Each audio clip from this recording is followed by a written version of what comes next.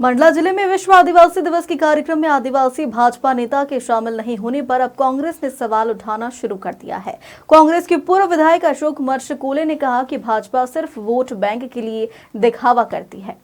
देश भर सहित मध्य प्रदेश में 9 अगस्त को विश्व आदिवासी दिवस धूमधाम से मनाया गया, जिसमें आदिवासी बाहुल्य जिले में कई आयोजन हुए जहां आदिवासी संस्कृति की झलक देखने को मिली।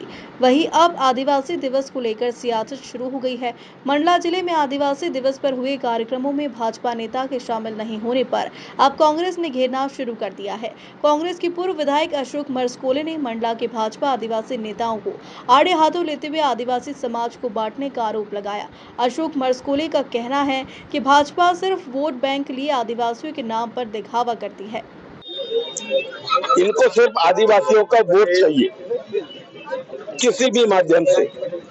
ये आदिवासियों की बात करते हैं, इन्होंने राज्यपाल बना दिए, इन्होंने राष्ट्रपति बना दिए, लेकिन राष्ट्रपति और राज्यपाल ऐसे बने हैं कि जो आदिवासियों को बधाई नहीं दे सकते विश्व आदिवासी दिवस जैसे समय पर।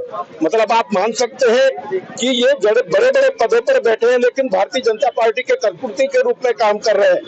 भारतीय जनता पार्टी का कोई बड़ा नेता, चाहे दिल्ली की बात कर ले, प्रधानमंत्री की बात कर ले, मुख्यमंत्री की बात कर ले, अरे हमारे यहाँ के बड़े बड़े नेता, मंत्री, सांसद और उनके और भी पिछले नेता, उनके संगठन के लोग आदिवासी दिवस पर शामिल होने की बात वो बधाई देने से डरते हैं। तो एक बड़ा आश्चर्य है कि इनको किस चीज का वोट चाहिए। ये आदिवासी मान सम्मान के साथ में एक छलावा है। आदिवासी समाज ने अब पूरा देख लिया उनकी कथनी और करनी, अब इसको हर आदमी माइंड कर रहा है।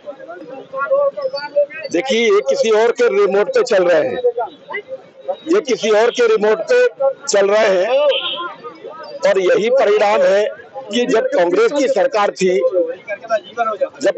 सरकार थी तो विश्व आदिवासी दिवस पर मध्य प्रदेश में सार्वजनिक छुट्टी घोषित किए थे। भारतीय जनता पार्टी की सरकार आई तो उन्होंने सीधे तौर पे सबसे पहले विश्व आदिवासी दिवस की छुट्टी उन्होंने कैंसिल करी।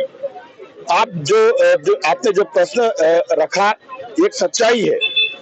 एक आदिवासी भी 3 साल 4 बार पंचवर्षीय तक भारतीय जनता पार्टी के साथ में रहा, एक विश्वास के साथ कि कहीं ना कहीं उनके लिए एक न्याय की बात होगी, उनके लिए कुछ अच्छा विकास की कोई मॉडल बनेगा। बातें इन्होंने बहुत की है, लेकिन सिर्फ आदिवासियों को छला है और ये सारी बातें अब सबको समझ में आने लगी है।